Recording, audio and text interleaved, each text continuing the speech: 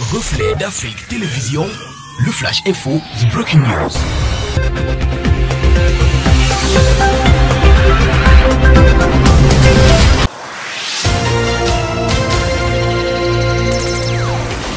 Renvoi des examens nationaux des cycles d'internat de spécialisation au Cameroun.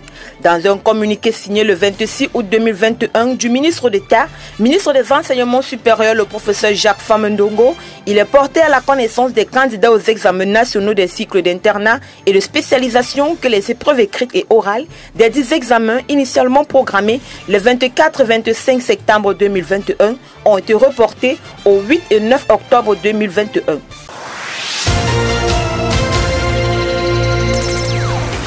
Toujours au Cameroun, suite à une plainte déposée par le Fonds des démocrates camerounais auprès du Conseil constitutionnel contre les directeurs généraux et adjoints pour illégalité, l'organe régulateur du fonctionnement des institutions camerounaises a annoncé qu'elle statuera le mardi 7 septembre 2021 au rôle du Palais des Congrès de Yaoundé. Une information qui était contenue sur la notification de la date d'audience adressée le jeudi 26 août 2021 par Thérèse Bessommon, chef de la division des affaires juridiques au Conseil constitutionnel.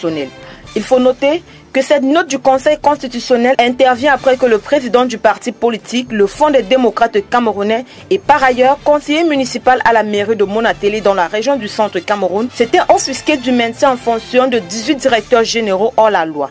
Ce qui est contraire aux dispositions de la loi numéro 2017/011 du 12 juillet 2017 sur les établissements publics.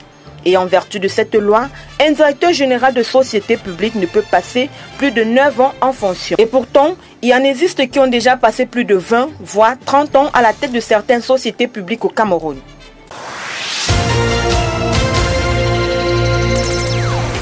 En Tunisie, le député Berch Chebi du mouvement Enalda a porté plainte auprès du parquet du tribunal de première instance de Tunis contre le président de la République Kais Saïed. Une information qui a été rendue publique sur la page Facebook du député de la coalition Al-Karama, Sef Eddine Makouf.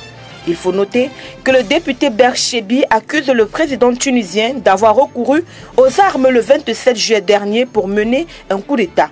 Dans cette plainte, le plaignant s'est basé sur plusieurs articles du Code pénal qui prévoient de très lourdes peines, à l'instar de l'article 72 qui stipule que est puni de mort l'auteur de l'attentat ayant pour but de changer la forme du gouvernement, d'inciter les gens à s'armer les uns contre les autres ou à provoquer le désordre, le meurtre ou le pillage sur le territoire tunisien. Le député Berch Chebi a également accusé le président de la République de se substituer aux autorités régulièrement constituées, et ce, en évoquant la fermeture des locaux de l'instance de lutte contre la corruption.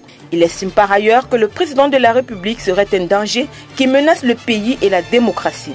Il faut noter que le mouvement Enalda, qui s'est désolidarisé de Berch Chebi, a affirmé que cette plainte demeure personnelle et ne l'engageait en aucun cas. Il convient tout de même de souligner que le 25 juillet 2011, le président de la République Kais Saïed avait décidé de geler les travaux du Parlement et de lever l'immunité des députés, et ce en conformité avec l'article 80 de la Constitution.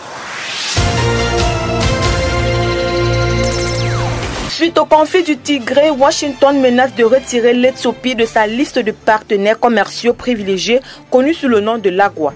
Une menace qui a été formulée à demi-mot par la représentante américaine au commerce, Catherine Tai, et lors d'un entretien avec son homologue éthiopien, Mamo Miretu.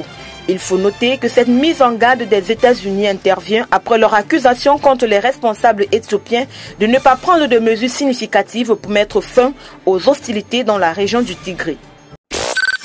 Reflet d'Afrique Télévision, le Flash Info, The Breaking News.